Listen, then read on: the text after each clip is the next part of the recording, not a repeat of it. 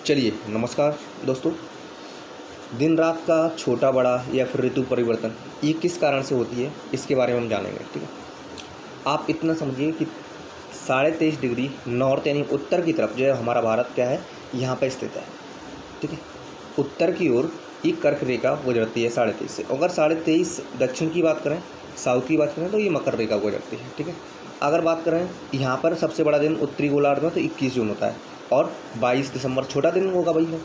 अगर दक्षिणी गोलार्ध की बात करें 22 दिसंबर बड़ा दिन होगा और छोटा दिन क्या होगा 21 जून। ठीक है, तो कन्फ्यूजन बहुत करेगा आपको, तो ध्यान रखना है। और भूमध्य रेखा की बात करें, भूमध्य रेखा पे 21 मार्च को दिन और रात बराबर होते हैं। कब?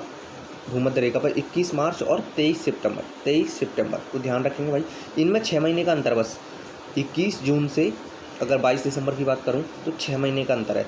अगर मैं 21 मार्च से 23 सितंबर का बात करता हूं तो ये भी 6 महीने का अंतर है। तो इस तरह से आप याद कर सकते हैं कि उत्तरी गोलार्ध में 21 जून को बड़ा दिन होता है तो दक्षिणी गोलार्ध में 22 दिसंबर को। ठीक है, ध्यान रहेगा ना। एक को याद करो, दूसरा अपने आप एक दूसरे का उल्टा होता है। जब सूर्य भूमध्य रेखा पर होता है तो उसे विषुव कहते हैं। भूमध्य रेखा पर होता है क्या हुआ, ये भूमध्य रेखा बीचों बीच 0 डिग्री पर, तो इसे विषुव कहते हैं। जब मकर रेखा और कर्क रेखा पर होता है तो इसे आयांतर कहते हैं। क्या कहते हैं? आयांतर कहते हैं। क्लियर है? चलिए इसके बारे में जान लेते हैं डिटेल से। 21 मार्च को भाई साहब क्या होता है, 21 मार्च को भूमध्य रेखा पर लंबत चमकती है। सर्वत्र दिन रात समान होते हैं। 21 मार्च को दिन रात समान होते हैं, मतलब दिन भी 12 घंटे का होगा, रात भी 12 घंटे होगी। क्लियर है?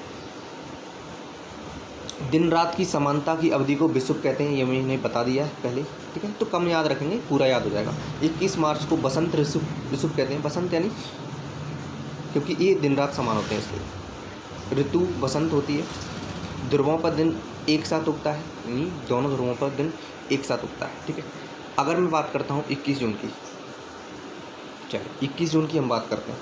21 जून की बात करते हैं तो सूर्य कर्क रेखा पर लंबत चमकता है। कैसे चमकता है? लंबत। कहाँ पे? कर्क रेखा, यानी ग्रीष्म काल आयंतर कहलाते हैं। ठीक है, उत्तरी गोलार्ध में ग्रीष्म ऋतु तथा दक्षिणी गोलार्ध में शीत ऋतु। मैंने बता दिया कि उत्तरी गोलार्ध में क्या होगा, ग्रीष्म यानी गर्मी पड़ेगी और दक्षिणी गोलार्ध में सर्दी पड़ेगी। ठीक है, आप देखते हैं इसलिए तो कहीं सर्दी कहीं गर्मी, ये सब इसी कारण से होता है। उत्तरी गोलार्ध का सबसे बड़ा दिन 21 जून होता है और छोटी रात होती है। याद हो गया आपको। दक्षिण गोलार्ध का सबसे छोटा दिन 21 जून, बिल्कुल क्लियर है भाई साहब। उत्तरी गोलार्ध का बड़ा है तो दक्षिण गोलार्ध का छोटा होगा।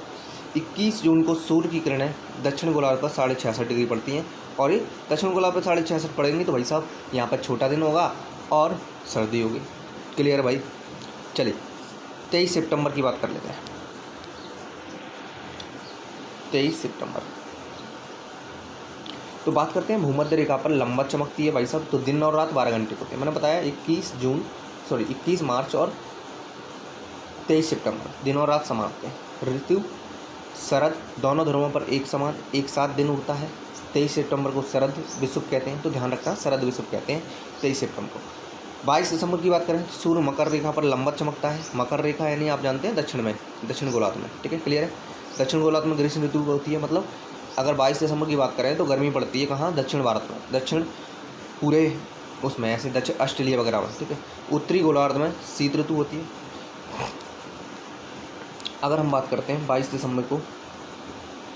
दिसंबर को शीत आयंतर या मकर आयंतर कहते हैं। दक्षिण गोलार्ध का सबसे बड़ा दिन 22 दिसंबर होता है। उत्तरी गोलार्ध का सबसे छोटा दिन 22 दिसंबर होता है। ये आपने कई बार देखा है। उत्तरी गोलार्ध में सूर्य की किरणें 66.5 पड़ती हैं, इसलिए सर्दी पड़ती है। क्लियर है भाई। तो वीडियो अच्छा लगता है तो शेयर करें अपने कम से कम जितने भी दोस्त पढ़ने वाले हैं उनके साथ। वीडियो आती रहती है। तो जय हिंद, जय भारत।